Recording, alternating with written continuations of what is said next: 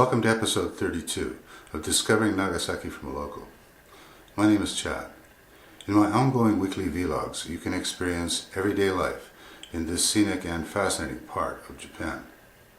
So far, only Denise Rollheiser and Daniel Hazen were able to correctly answer both of last week's vlog questions. Thank you both for uploading your answers. The first question from last week was, how many hand shovels were sitting on the step next to the seedling pots? The answer is 3 hand shovels. It was hard to see, but the fourth tool was actually a serrated hand sickle. The second question from last week was, how many benches were on the dock next to the big red ship anchor? The answer is 3 benches. And now for this week's crash course in kanji root particles. Group S kanji root particles include trade, escape from, envelope, scoop, phrase, 10 days, dry up, never, 10,000, heat, pork belly, home, bore, intimate, lack, next, evening, opposition, name, death, row, long time, march, fold, stimulate, and each. I will cover Group T kanji root particles next week. Anyone who has an interest in Japanese food, fine arts, or martial arts will benefit from a basic knowledge of kanji. Please support this vlog channel by clicking on the subscribe button below, ringing the adjacent bell for update notifications, and clicking the thumbs up button. In today's vlog, I will show you how to cook a traditional Japanese dish for the fall and winter, oden. I will also show you a local temple in Ramora, Kyoji temple. Let's get started. In order to make 5 servings of oden, I will use 3 sticks of kombu, kelp. I've already soaked the kelp in 1 liter of water for about an hour.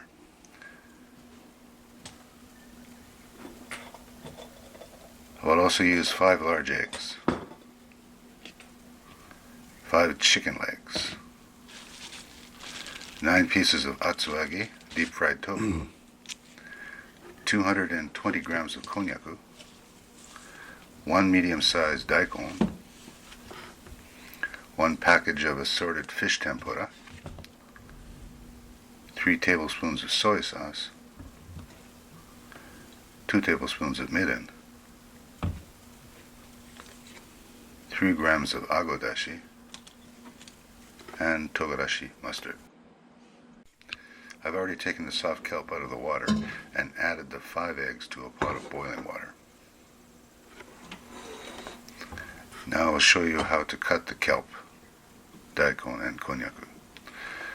Lay out the kelp flat on a cutting board and then cut it into 3 lengthwise strips. Then cut the strips in half and tie a knot into each of the kelp sections, just like this.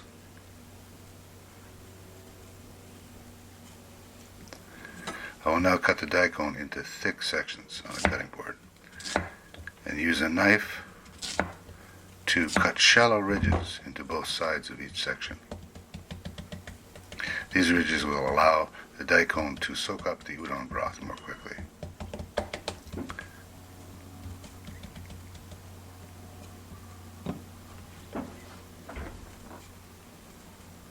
Next, I will cut the konnyaku, which is made from konjac potatoes, into smaller triangular sections. I will start by cutting this konnyaku into 3 slices. Then I'll cut each slice in half and make a diagonal cut just like this. The tempura and atsuagi are already small enough, so I don't need to cut them up. Now I have to boil the daikon and the chicken in the water that I soaked the kelp in.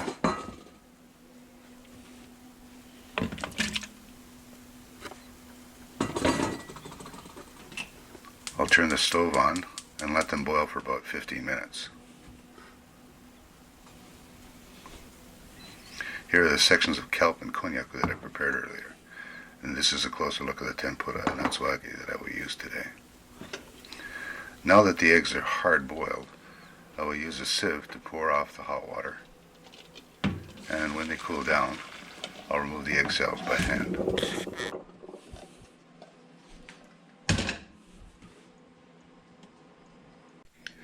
After boiling the chicken and daikon for 20 minutes, it's time to put in the remaining ingredients. First, I will start by adding the 3-gram package of dashi powder to the pot.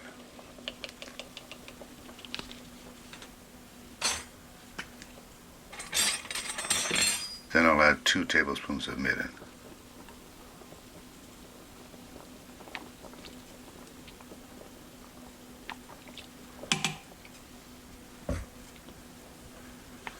Now it's time to put in 3 tablespoons of soy sauce.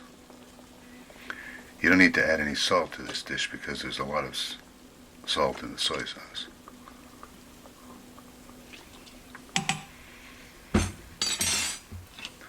Now I'll stir it around a bit with a wooden spoon.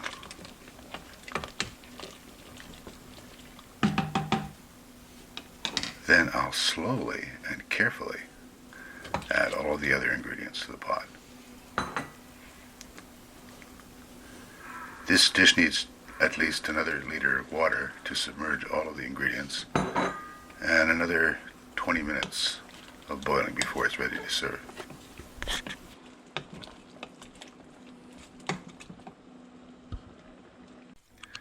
Now everything is well cooked. I already let the oden cool down for a few minutes.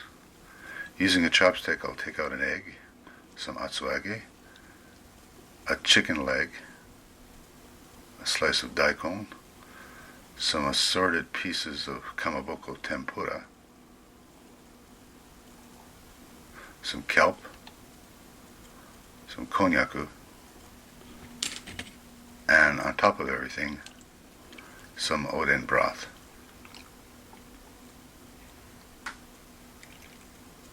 Just like this. Finally, I'll put some karashi mustard on the rim of this bowl for extra flavor. Many convenience stores here in Japan sell oden hot and right from the counter. It's delicious and it warms up the body. It's also quite easy to make. I'm now in front of Kyoji Temple in Ramora.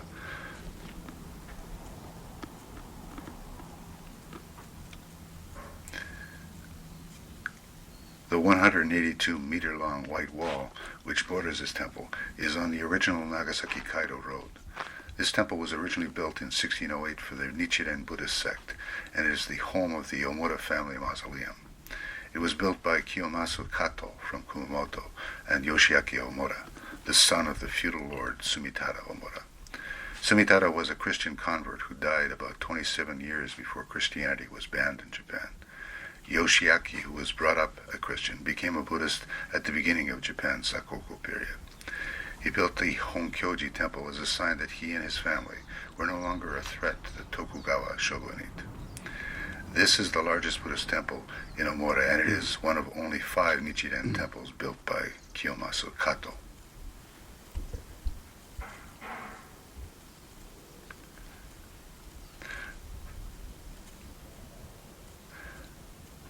The temple isn't open to the public now, but I'll show you around the temple grounds and the mausoleum, which is right behind this large statue.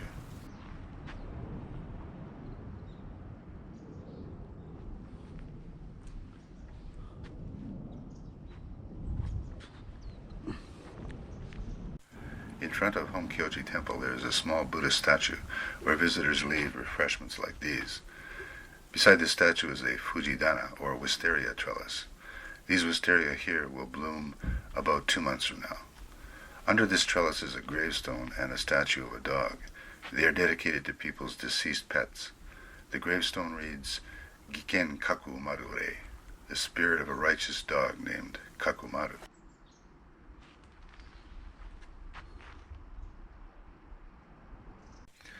Also in front of the temple you can see the golden leaves of this icho, or ginkgo biloba tree. The guest parking lot for this temple is small and only accommodates 13 vehicles. On On the left is the residence of the Nichiren monks who manage this temple. Like most temples in Japan, Kyoji Temple has its own large bell. I'll give you a closer look at it. At midnight on New Year's Eve, all across Japan, monks ring their temple bells 108 times to signal a release of all of man's earthly desires. This is done to prepare people for the new year ahead. You can easily hear this bell from Ramora train station, which is about 1.5 kilometers from here.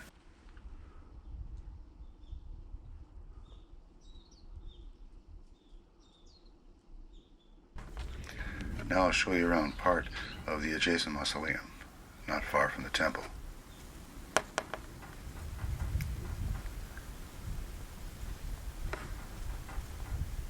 Behind this small gate, you can see the work of generations of stone craftsmen. Many of these gravestones mark the resting place of the descendants of Sumitada Omura. They're old and several of them are quite large. Each stone is engraved with a name and personal details.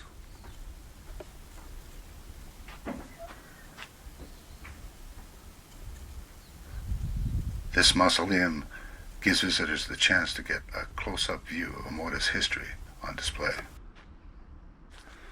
There are many rows of gravestones in this mausoleum, but before I leave, I want to show you what more modern Japanese gravestones look like.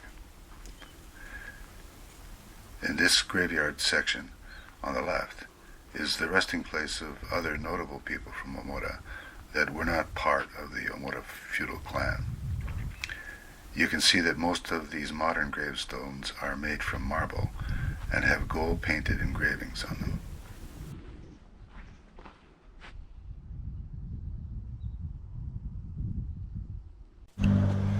Just outside the grounds of Kyoji Temple, there is a large stone-cutting factory.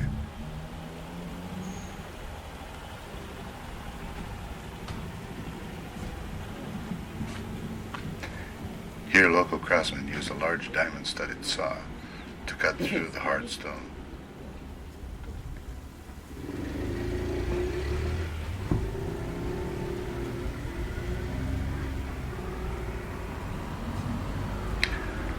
This factory also has many other power tools that are used to shape, polish, and engrave gravestones according to exact specifications.